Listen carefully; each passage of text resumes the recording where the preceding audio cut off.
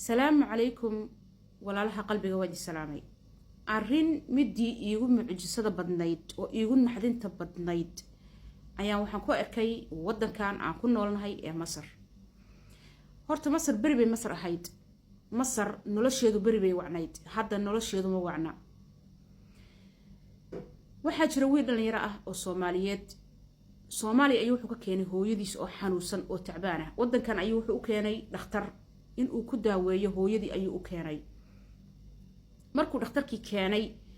oo uu dhakhtarkii geeyay maamadii oo dhakhtarkii uu baaritaan ku sameeyay uu arkay baaritaanadii hore u soo martay iyo isagana baaritaamo siyaado uu ku sameeyay dhakhtarkii wuxuu u sheegay wiilkii hooyadii waday in uusan maamada ka qaban karin xanuunkeeda haba yaraatee waxba yani wax uu ka qaban karo haba yaraatee xanuunkeeda waxay ma ka jiraan buu yiri xanuunka maamada haya wax aan ka qaban karno ma lahan buu yiri wuu ka xeeyay dhakhaatiir kale ayuu u geeyay dhakhaatiirtina sidoo kale ayay ku dhaheen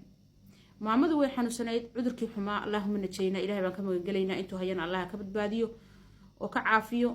intii u dhimatana Allah u naxariisto annagana ilaahay baan ka magan galeynaa Allahumma najayna cudurkii xumaa ee kansarka ayaa maamada dhuunta kaga dhacay baa la yiri sida la lahaa weeyaan uu shaahid ma ahayn ma joogin maamada waxa la cudurkii xumaa dhuunta kaga dhacay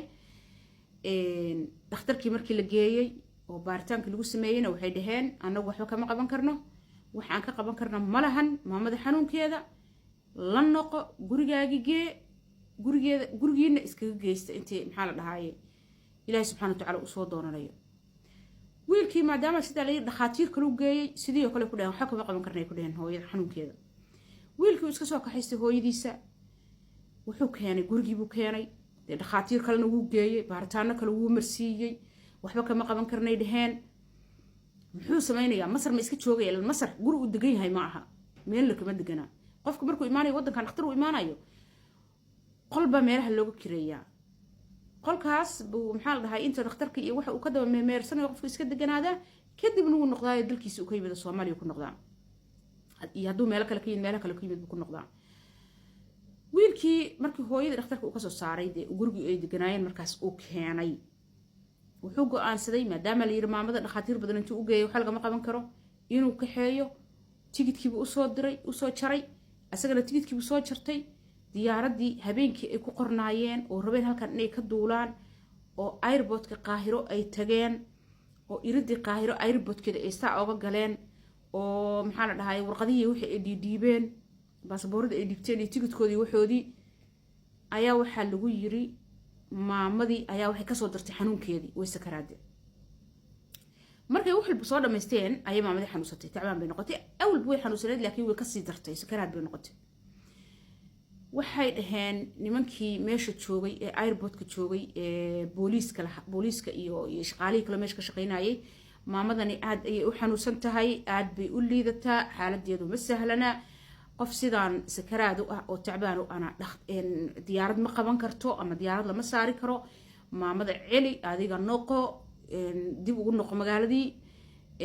isbitaal gee maamada isbitaal seexi baa lagu yiri orod maamada dhakhtar geysa lagu yiri maamada noocaana diyaarad ma qaban karto ku noqo magaalada gudaheedii macnaheedu magaalada Qaahiro ku noqo ayaa lagu yiri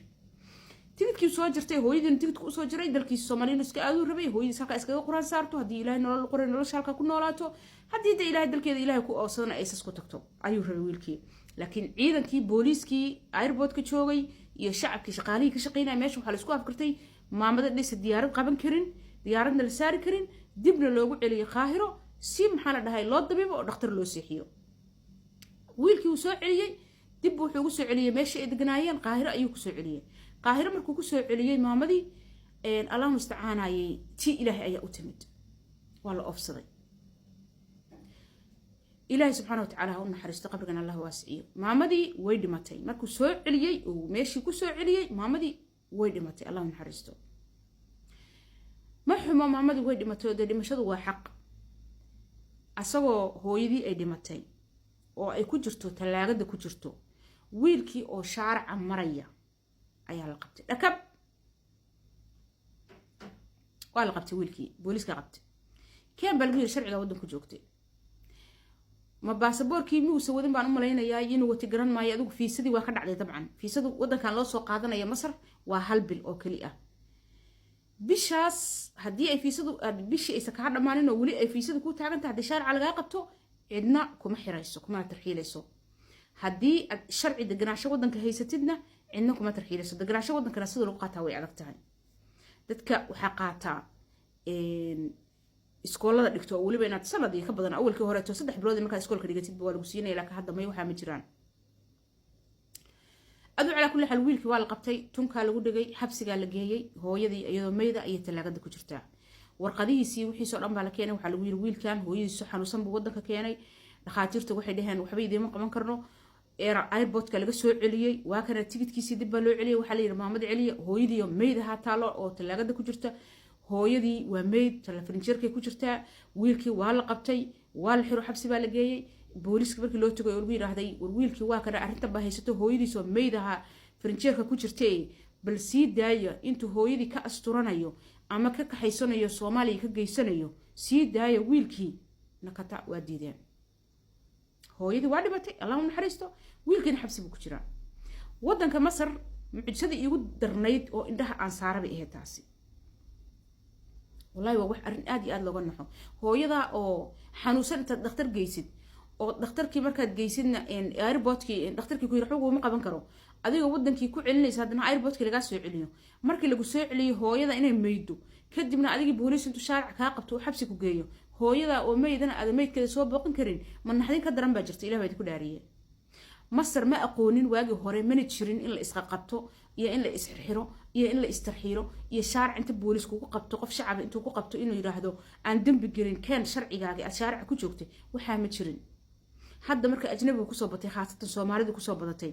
ayaa waxa la keenay dadka in sharciyada laga qabto dadka sida Sacuudiga kale inta la qabto in la tarxiilo qofkii maxaa la dhahaayay fiisadu ka dhacday oo dhan xabsi lagu rido oo kadibna la tarxiilo kaaga si darna Sacuudiga wuxuu ku fiicnaa qofka xabsiga inta la geeyo ba inta la isku aruurinayo hadii ay yani qof laga helayo diyaaradda intay qabato mesela Soomaali baa tahay inta laga helayo 20 qof ama 30 qof oo Soomaali ah kale to adigoo kale laga soo qabanayo meeshaas ku jiraysa xalqayaa in bil ku jirtay xabsigii 2 bilood ku jirtay kadib lagu tarxiilo xalqayaa baa iyagoo dad jaahisa intaad u tagtay diyaarsan oo adiga kaasi hore la qabtay inaad isbuuc ka yar ku jirtid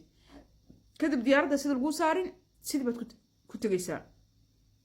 wadankan saas maaha diyaaradda iyo tigidka iyo wuxuu dhanna waxa ku qaba Sacuudiga eega dadka u qaba laakiin Egypt saas ma aha Masar saas ma aha xabsiga lagu geeyni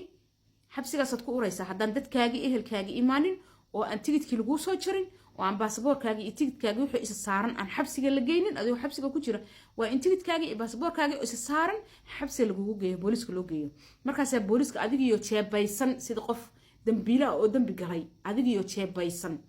oo jeebasa kugu taagan yahay ba airb waxa lagu geynayaa airportka lagu geynayaa inta xabsiga laga soo saaro oo tigidkaaga iyo baasaboorkaaga wata tigidka iyo maxaa la dhahay tigidkana waa ina ehelkaaga ku soo jaraan oo lacagta ay ka soo bixiyaan hadii kale xabsigaas qaahirad ku uraysaa qaahiradaas ma ahaan jirin Masar sama ahaan jirin dadku bilaa sharci bay ku ceeshi jireen bilaa sharci bay ku noolaayeen cid wax weydiin jirtay mar cid hadda laakiin sharciyada la iska qabanaya tan iyagu naxdinta badan bal wiilkii inay hooyada dhimataa la keenay warqadihii cadeyntii baa la keenay maxaa la dhahaa mustacana waxa la keenay airportkii laga soo celiyaa la keenay oo la yiri maamada lama celin lama dhoofin karo dib u cisho in la yiri wixii dhan baa la keenay haddana way diidan inay sii daayaan hooyada adigoo dhakhtar u keenay wadankii dhakhtarkii ku yiri waxba uma qaban karo maxaa la dhahaa lagu yiraahday ku noqo